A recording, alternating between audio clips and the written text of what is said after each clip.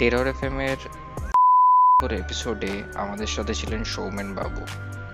ওনার কাছ থেকে বর্ধমান এলাকার দুটি হন্টেড প্লেসেসের ব্যাপারে জানতে পারি এবং ওই দুটি জায়গায় গিয়ে উনি কি কি প্রত্যক্ষ করেছেন সেটাও আজকের এপিসোডটিতে আমাদের সামনে তুলে ধরেছেন।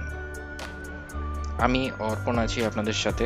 আজকের এপিসোডটি ভালো লাগলে লাইক ও সাবস্ক্রাইব করে ফেলবেন, আর ঘটনা শেয়ার করতে নিচে ডেসক্রিপশন বক্সে দেওয়া হোয়াটসঅ্যাপ নাম্বার, ইনস্টাগ্রাম প্রোফাইলের লিঙ্ক এবং ফেসবুক প্রোফাইলের লিঙ্কে ক্লিক করে সরাসরি যোগাযোগ করে ফেলুন। তো শুরু করছি আজকের এই টেরিফাইং একটি podcast. Tune in and turn up the fear. This is Terror FM.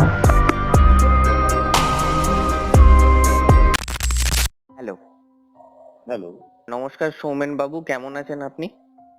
আমি ভালো আছি। আপনি কেমন আছেন? এই তো চলে যাচ্ছে। আপনার সাথে তো যেমন কথা হয়েছিল শেষবার, যে প্যারানর্মাল কিছু অভিজ্ঞতার ফেস টু ফেস আপনি প্রত্যক্ষ করেছেন, এগুলোর ভয়াবহতা কিরকম ছিল সেগুলো যদি আমাদের সামনে আজকে আপনি তুলে ধরেন। অবশ্যই। অ্যাকচুয়ালি আমার বাড়ি হচ্ছে বর্ধমান জেলার কালনা মহকুমায়, কালনা শহরে। হ্যাঁ, আমাদের বাড়ি হচ্ছে প্রায় 200 বছরের ওপরকার বাড়ি। 200 বছরের ওপরকার বাড়ি। তো প্যারানর্মাল বা ভৌতিক আমি কিছু বলবো না, সামথিং মিস্টিরিয়াস। আচ্ছা। মানে সেটা কি আমি কিন্তু জানি না, ঠিক আছে। আমার যেটা অভিজ্ঞতা হয়েছে, আমার সেটা মনে হয়েছে যে অস্বাভাবিক, সেই কারণে আমি শেয়ার করতে চেয়েছি। কালনাতে একটা জায়গা আছে হালদার বাগান। আচ্ছা। আর আমার ছোটবেলা থেকে ভীষণ মাছ ধরা নিচ্ছে। আমার নিজের বাড়িতে পুকুর আছে। মানে আমি যবে থেকে জ্ঞান হয়েছে তবে থেকে দেখেছি আমার বাবা কাকা জ্যাঠাটা মাছ ধরছে, সেই হিসেবে আমারও মাছ ধরার একটা টেন্ডেন্সি, মানে ছিপে মাছ ধরা। হ্যাঁ, তো মাছ ধরার বিচ্ছিরি নেশা এখনো আছে, সুযোগ পেলে এখনো মাছ ধরতে যায়। তো এর সম্বন্ধেই একটা অভিজ্ঞতার কথা আমি বলছি। কালনায় হালদার বাগান বলে একটা জায়গা আছে, যেটা অনেকেই হয়তো কালনার অনেকেই হয়তো জানে। জায়গাটা খুব একটা সুখ্যাতি নেই। আমি কিছু ছবি ওখানকার পাঠাবো, আপনি দর্শকদের, আপনার শ্রোতাদের দেখাতে পারেন বা দর্শকদের, ঠিক আছে। তো জায়গাটার একটা পুকুর আছে, বাগান ঘেরা, ঠিক আছে। হালদার পুকুর নাম, হালদারদের ছিল আগে। এখন তাদের বংশধরদের মধ্যে এক ভাই আর দুজনই অবিবাহিত, সেই দুজন থাকে। তো আমিও শুনেছি যে জায়গাটার সম্বন্ধে, কিন্তু ওই যে বলে না, মাছ ধরার নেশা বড় নেশা, পুকুরে মানে জাল পড়তো। তো সেই কারণে প্রচুর বড় বড় মাছ, মানে কত বড় হালদার পুকুরের মাছ যে কত বড় সেটা আন্দাজ কেউ দিতে পারেনি। এরকম একটা মানে লোক মুখে প্রচলিত ছিল। যেহেতু তখন বয়সটাও কম ছিল, সাহসটাও অনেক বেশি ছিল, আর তারপরে মাছ ধরার নেশা, সেই থেকে হালদার পুকুরে একদিন ঠিক করি, এমনিতে দিনের বেলা ওরা কাউকে বসতে দিত না, মাছ ধরতে কাউকেই বসতে দিত না। অনেকে চেষ্টা করেছিল বলে করে মাছ ধরতে, মাছ ধরার কথা, কিন্তু কাউকেই ওরা বসতে দিত। সেটা ওদের কি কারণে দিত না বা কি সেটা ওদের পার্সোনাল ম্যাটার। তো এবার যখন সুযোগ পেলাম না, তখন ঠিক করলাম চুরি করে মাছ ধরবো রাত্রে। আমার মানে চেনা, ওই পাড়ারই চেনা পরিচিত একজনকে, কেউ তো রাজি হয় না, তো একজনকে রাজি করালাম, করিয়ে নিয়ে রাত্রেবেলা 9টা সাড়ে 9টার সময় গিয়ে চার করে এলাম, পুকুরে চার করে এলাম। এবার রাত্রেবেলা বাড়িতে সবাই নিয়ে পড়ার পর ছিপ টিপ নিয়ে 12টার পর আমি গেলাম সঙ্গে ওই ছেলেটা। তো দুজনে মিলে ভালোই মাছ পেয়েছিলাম, প্রায় 40-42 কেজি মতো। ভোর 2:30-3টে অব্দি ওই 3 কেজি 3.5 কেজি রুই কাতলা এই মিলিয়ে মাছ ধরে। তো সেই মাছ দিয়ে আবার ওদের পাড়ার ছেলেপুলের পিকনিকও হয়েছে। হ্যাঁ, আমি মাছ ধরলে মাছ খাই, এমনি মাছ খাই খুব একটা পছন্দ করি না, মাছ ধরলে তো খাই। তো হয়েছে। তো এবার যেহেতু সেদিনকে মাছ ধরার নেশা, যেহেতু সেদিনকে বড় বড় মাছ পেয়েছি এবং শুনেছি যে তার থেকেও বড় মাছ থাকতে পারে পুকুরে। আচ্ছা। সেটা একটা মেছুরের কাছে মানে বিশাল ব্যাপার, একটা বড় মাছ এগিয়ে ডাঙায় তোলা একটা বিশাল ব্যাপার। হুম। এক সপ্তাহ 10 দিন পরে হবে, অনেকদিন আগের ঘটনা, এটা আমার স্কুল কলেজ লাইফের কথা। তার 10 দিন কি 12 দিন পরে হবে, আমি একাই, সেদিন আর কাউকে বলি, আমি একাই সেদিন গিয়ে 9টা 9:30 নাগাদ চান করে এসেছি। আর পুকুরটা মানে চারদিকটা জঙ্গল, তারপরে মানে বেশ কিছুটা জঙ্গল, মানে প্রায় 10 ফিট 12 ফিট কি 15 ফিট মতো জঙ্গল, তারপরে মাঝখানটা পুকুর। আর গাছপালা এমনি বড় বড় নারকেল গাছ, আম গাছ, এইসব গাছ রয়েছে। তো এরকম এক জায়গায় দুটো তাল গাছের পাশে, দুটো তাল গাছ আছে, এরকম তাল গাছের পাশে চা করে এসেছি।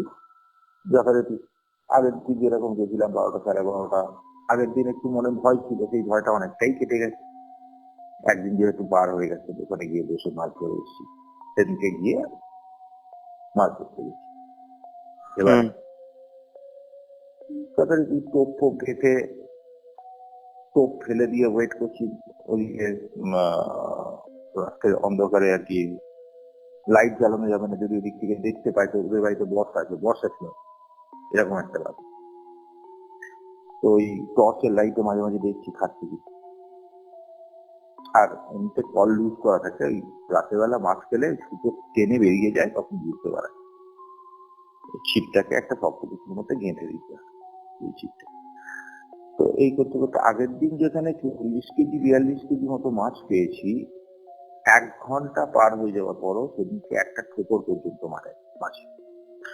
তো তোমাকে অবাকই লাগছে, অস্বস্তি মানে অস্বস্তি হচ্ছে, মানে একটা অন্যরকম ফিলিং হচ্ছে, বা রাতের অন্ধকারে যেটা হয় আর কি।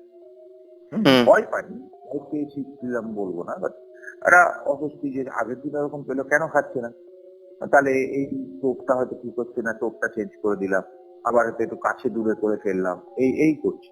করতে করতে 1 ঘন্টা মতো পার হয়েছে। এবার যথারীতি প্রকৃতির টানে একটু প্রস্রাব পেয়েছে। হ্যাঁ, তো আবার ছিপের ডগা থেকে উঠেও যেতে পারছি না, যে ছিপের ডগা থেকে উঠে গেলে যদি টান জোরে, বড় মাছ হয় জোরে টান মারে, ছিপ সময় ধরে চলে যাবে। তো যথারীতি ওখান থেকে ওই আমার একটা ক্যারি ব্যাগে করে, মানে প্লাস্টিকের ব্যাগে করে, তখন ক্যারি ব্যাগ প্রচলিত হয়নি, এই যেগুলো কাপড়ের দোকানে দেয় না ব্যাগগুলো, ওই ব্যাগে করে সব মাল মশলা নিয়েছি। তো সেই ব্যাগটা ওই হুইলের যে জিনিসটা দিয়ে ভিতরে হাত, মানে হ্যান্ডেলটা, সেই হ্যান্ডেলটা লাগিয়ে দিয়ে এবার আমি রাস্তার ধারে, এতখানিতে জঙ্গল, একটা পায়ে হাঁটা পথ আছে, দিয়ে পুকুরটা ওই রাস্তার দিকে বাথরুম করতে এসেছি।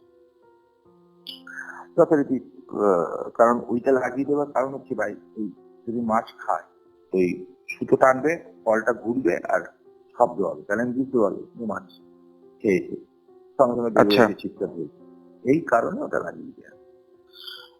তো আমি বাথরুম করে এবার একটু অনেকক্ষণ বসেছিলাম, একটু গা হাত পা ছাড়িয়ে আর কি, রাত তখন 1টা 1:30 হবে। এবার আসছি, এবার মানে একটা পথ, মানে পায়ে হাঁটা পথ, তো মোটামুটি 15 ফিট মতো জঙ্গল, তার মধ্যে পায়ে হাঁটা পথ। তো পথটা এক জায়গায় টার্ন করে গেছে, মানে পুকুরের কাছটা একটা টার্ন করলে পুকুরের ধারটা দেখা যায়। এবার টার্নটা ঘুরে নিয়ে আমি দেখছি যে, মানে বলতে গিয়ে আমার এখনো গায়ের লোম খাড়া হয়ে যায়, ঠিক আমার ছিপের ডগায় একটা সাদা ধুতি পরে একটা পুরো বয়স্ক মতো লোক এরকম উবু হয়ে বসে রয়েছে, মানে যেরকম করে নর্মালি লোকে মাছ ধরতে বসে দিনের বেলা, উবু হয়ে বসে রয়েছে। তো আমি সঙ্গে টর্চ ছিল, টর্চটা জ্বালিয়ে ফেলতে দেখতে গেলাম।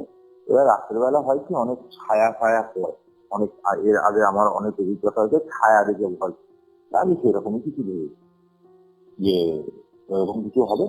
আমি অত কিছু মাইন্ডই করিনি, গাটা একবার সামনে করে উঠেছে, দিয়ে আমি যখন কাছে গেছি ছিপে, তখন আমার মানে গা হাত পা হিম হয়ে যায় দেখে ওখানকার অবস্থায়। তো ওখানে গিয়ে আমি দেখছি যে আমি যে প্লাস্টিকের ব্যাগটা এই যে লাগিয়ে দিয়ে গেছিলাম, যেটাতে শব্দ হবার কথা, হুম। সেটা অন্তত ফুট দুয়েক দূরে রাখা আছে।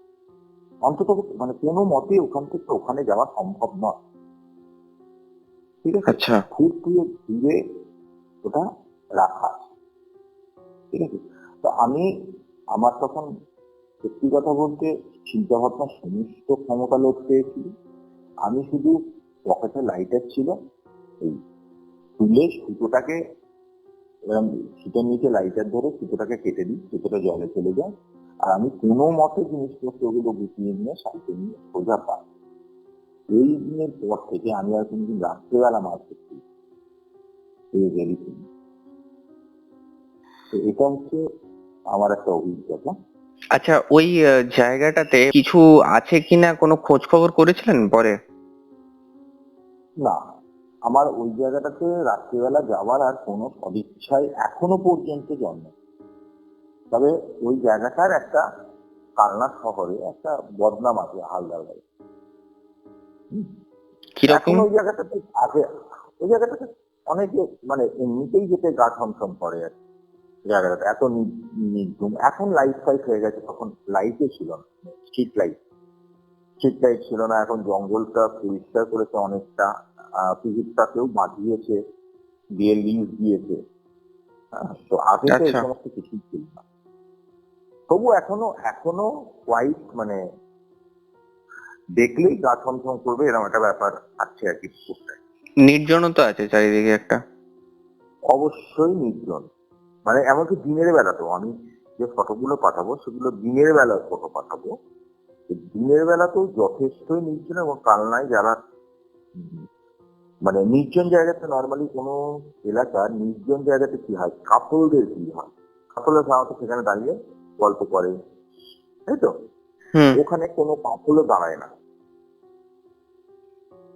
ওই জায়গাটাকে সবাই অ্যাভয়েড করে চলে মোটামুটি বলতে গেলে। যে কেউ কিছু দেখেছে বা কিছু কারোর সঙ্গে হয়েছে সেই ব্যাপারে কোনো খবর আমার কাছে নেই, বা আমি সত্যি কথা বলতে আমি জানি না, আমারও কোনো প্র্যাকটিক্যাল এক্সপিরিয়েন্স নেই। তবে আমার সঙ্গে ঘটেছে আমি সেটা বলতে পারি। হুম, বুঝতে পারছি। এছাড়া আমার বাড়ি হচ্ছে কালনায় মাসির বাড়ি, মানে অ্যাকচুয়ালি মাইজি বাড়ি। হুম। তো আমাদের প্রায় 200 বছরের পুরনো বাড়ি ঠাকুর দালান সমস্ত কিছুই আছে। তো এখানে এক্সপিরিয়েন্স আমি এখনো করি। যেমন কিরকম ছোট ছোট একটা ঘটনার কথা বলছি ছোট। যেমন আমি যখন গ্রাজুয়েশন বা 11-12 পড়ি তখন রাত্রেবেলা পড়তে হতো। তো মোটামুটি 12টার পর 1টা 1:30 2টো নাগাদও আমি ছাদে উঠতাম, আমাদের 3 তলার ছাদ, সেই ছাদে উঠতাম। তো আচ্ছা।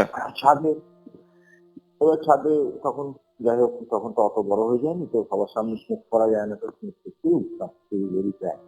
তো হতো কি, হয়তো ছাদের একদিকে যেদিকে মন্দিরটা আছে সেদিকে গেলাম, খুব সুন্দর একটা চন্দন ধূপের গন্ধ বা খুব সুন্দর একটা ফুলের কোনো ফুল হয়, দিয়ে আবার ঘুরতে ঘুরতে মানে এটা এত মানে ফ্রিকুয়েন্টলি আমার সঙ্গে হতো যে আমি হ্যাবিচুয়েটেড হয়ে যেতাম, এটা তো কিছু মনে হতো। তো ওই যে ঘুরতে ঘুরতে আবার যখন নেক্সট ওই জায়গায় গেছি তখন আবার একটা মানে বাজে গন্ধ। হ্যাঁ, এইরকম ধরনের experience। তারপরে আমার যে ঘরটা আছে সেটা একদম নিচতলা ঘর, আমার ওপরে দোতলা আছে। তো ওই একটা ঝিলটি যদি দেশ থেকে ফেলে দেওয়া হয় তাহলে তার আওয়াজটা কিরকম হবে, টাক টাক হুম। টাক হুম। টাক টাক টাক, তারপরে তার করে গড়িয়ে যাবে, হুম। তাই না? এই ঘরটা ফেলবে। তো এরকম আমার ঘরের ঠিক ওপরের ঘরটা বন্ধ থাকে। ওখানে যে ঠাকুমা ছিল সে মারা যাওয়ার পর টাকারা এসে আর থাকেনি, এই জন্য ওই ঘরটা বন্ধ থাকে, মেনটেন করা হয় কিন্তু বন্ধ থাকে, তালা বন্ধ থাকে। তো ওই ওই ঘরটা থেকে মাঝে মাঝে এই গুলি পড়ার আওয়াজ কিরকম টাক টাক করে 2টো কি 3টে আওয়াজ হতো, তারপরে আর কোনো আওয়াজ নেই।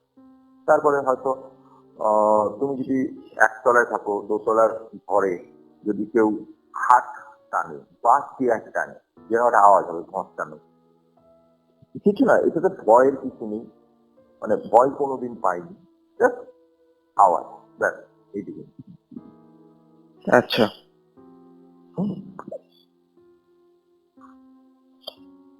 এইরকম ধরনের বিভিন্ন অভিজ্ঞতা। হ্যাঁ সৌমেন বাবু, আপনার থেকে তো আমি আপনার ঘটনা আমি জানতে পারলাম আপনার জীবনের। আজকের মতো রেকর্ডিংটা তাহলে এখানেই শেষ করছি।